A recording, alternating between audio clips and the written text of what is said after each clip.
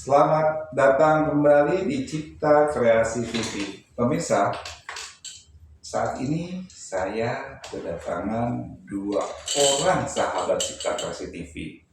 Pertama adalah Wakil Ketua Umum Germas Perlindungan Anak dan Perempuan. Yang kedua adalah seorang psikolog. Nah, kita akan coba untuk berbincang-bincang sedikit. Saya perkenalkan teman sahabat saya ini adalah bernama Mbak Lucia ya. Benar nggak Mbak? Betul. Oke Mbak, untuk mempersingkat waktu nih Mbak. Saya luruskan kita dulu boleh? Oh ya, silakan Mbak. Oke, saya bukan psikolog, saya seorang konselor dan hipnoterapis. Oh ya. Iya. Nah itu kan bagus tuh. Artinya gini, kita langsung mulai aja Mbak ya. Jadi saat ini mungkin saya ke Mbak Lucia dulu.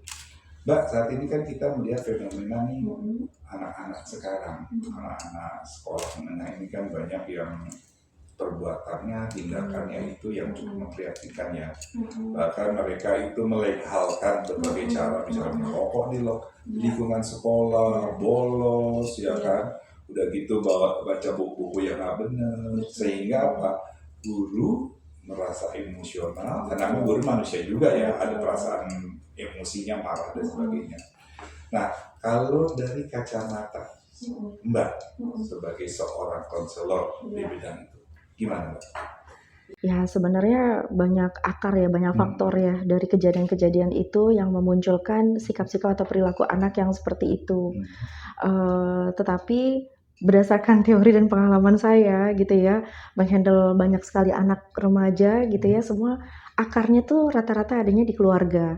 Bagaimana pola asuh orang tua, dan itu jarang disadari ya oleh orang tua, sehingga anak-anak ini akhirnya juga jadi mistreatment. Mistreatment itu artinya salah perlakuan, apakah dari guru, dari pihak sekolah gitu ya, kemudian juga bahkan dari orang tuanya. Contoh misalnya seperti si anak tersebut tadi yang merokok. Seharusnya kan semua anak tahu ya bahwa di sekolah itu memang menjadi area bebas rokok, dan bahkan kalau di Jakarta itu sudah masuk ke dalam peraturan gubernur ya, perda ya, bahwa dilarang gitu anak-anak itu melakukan atau merokok, sehingga ketika guru atau pihak sivitas akademis yang ada di sekolah melarang itu menjadi atau menegur itu menjadi suatu hal yang memang wajib tanda kutip gitu atau diperbolehkan. Nah, tetapi mungkin ya itu tadi ya, bagaimana ketika guru mentreatment anak, menegur dan seterusnya, ada sikap-sikap yang mungkin akhirnya terlontar ketidaksabaran atau yang kita sebut sekarang adalah kekerasan, dianggap sebagai kekerasan, sehingga akhirnya menjadi masalah gitu, menjadi konflik gitu. Kalau kacamata Germas ini kekerasan. Iya, salah juga sebenarnya berawal dari keluarga. Betul. Keluarga, dan tapi kan sekarang banyak kan orang tua tidak terlalu peduli terhadap anak. Misalnya contohnya bully, misalnya anak mendapatkan bully di sekolah, anak murung atau anak apapun diabaikan, anak masuk dalam kamar diabaikan. Akan tetapi akhirnya kan perilaku si anak berubah. Nanti misalnya mereka melakukan kesalahan di sekolah, ya guru negur ya kayak gitu juga akhirnya. Makanya memang betul kata Mbak, memang itunya ke keluarga sebenarnya, berawal dari keluarga. Nah, ini pertanyaan penutup nih Mbak, pada saat kolaborasi yang bagus ini. Treatment terbaik ya. untuk melakukan bagaimana caranya menormalkan kondisi ini. Kita mulai dari mana, dari hulunya mana, hilirnya bagaimana? Silakan. Tadi saya menangkap ada kata-kata istilah menormalkan gitu ya. Sebelum menormalkan ke arah bagaimana bisa membuat pemulihan gitu ya, tapi recovery-nya saya juga tidak menormalisasi sebetulnya bagaimana anak-anak ini gitu ya dengan sangat mudah gitu kan akhirnya terpicu juga untuk gerakan mogok gitu ya, kemudian demo seperti itu. Saya juga tidak menormalisasi hal itu, dan ini sepertinya perlu perhatian juga yang lebih ya dari para pendidik, pemerintah, bagaimana anak-anak juga mempunyai SOP ketika mereka merasa terganggu gitu atau merasa terluka misalnya, apa yang harus mereka lakukan. Karena kan ini akhirnya jadi menghasut satu sekolah, menjadi situasi menjadi tidak kondusif gitu ya, bahkan merusak peraturan sekolah yang ada gitu, bukan merusak peraturan, artinya kegiatan. Nah, jadi yang harusnya sekolah jadi nggak sekolah. Kalau dari Nah, kurikulum, kemudian kalau dari kekerasan pun juga saya Hmm. tidak menormalisasi. Pasti ada cara-cara yang lebih baik lagi, apalagi kita mengingat anak-anak usia remaja seperti ini gitu ya. Nah, tetapi bagaimana treatmentnya? Perlu banyak dukungan dari seluruh dari seluruh apa namanya aspek ya. Iya, tidak hanya dari pemerintah, tidak hanya dari guru, pendidik, tetapi kalau saya mencoba membaca, menggali gitu ya dari berita-berita yang ada satu yang miss gitu menurut saya, yaitu bagaimana pemerintah pun gitu ya atau Kemdiknas gitu ya, itu harusnya juga ikut bisa melibatkan orang tua.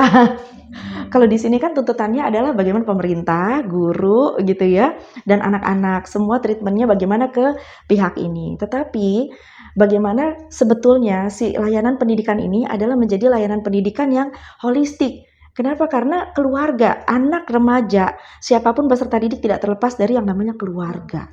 Ya kan saya Gitu. dengar juga gini Mbak, sebagai ini ya, Heeh. kan banyak kan ada kumpul antara orang tua, istilahnya apa istilah PMG, PWMG, komite, pembangunan sekolah, Iya, kesejahteraan, betul, ruangan, iya. bukan masalah bagaimana Iya, caranya pembinaan iya. bersama antara guru Betul. sama ini kan ya harus kita luruskan Iya, kembali nih. iya. Jadi untuk fasilitas, jadi kadang-kadang sebagai ajang daripada sekolah, ini kelasnya harus begini, kita Iya. sumbangan, nah itu Iya, kita kembalikan betul, lagi. betul. Terus sebagai ini kalau dari kacamata Mas terakhir gimana sebagai sporting statementnya nih? Jadi yang seperti Mbak sampaikan kemarin kita sangat miris juga ya, ada demo, Iya, terus iya, iya. mogok sekolah gitu. Iya. Jadi sebenarnya emang salah satunya peran Disdik di situ tuh emang sangat berperan aktif di situ. Tapi kita Betul. lihat kan tidak sama sekali. Udah berapa Iya, kali kemarin iya, anak-anak mogok tapi dibiarin gitu. betul. Malahan dia kayak di blok ya. Anak-anak yang ini tidak nanti ketika mereka lulus tidak diperbolehkan masuk di perusahaan-perusahaan ini. Itu kan sebenarnya kan mental anak. Mereka Betul. mungkin saya rasa tidak semua anak yang ingin ikut berdemo seperti itu, tapi kita tidak tahu apa motifnya seperti apa, kita Iya. tidak tahu. Dan juga mungkin yang seperti Mbak sampaikan, memang semua stakeholder itu memang harus bekerja sama. Betul. Contohnya misalnya anak-anak keluar malam ketika ada pemuka masyarakat melihat Iya. negur, tapi mereka sekarang sudah bukan anak saya, bukan family saya, mereka sistemnya cuek gitu.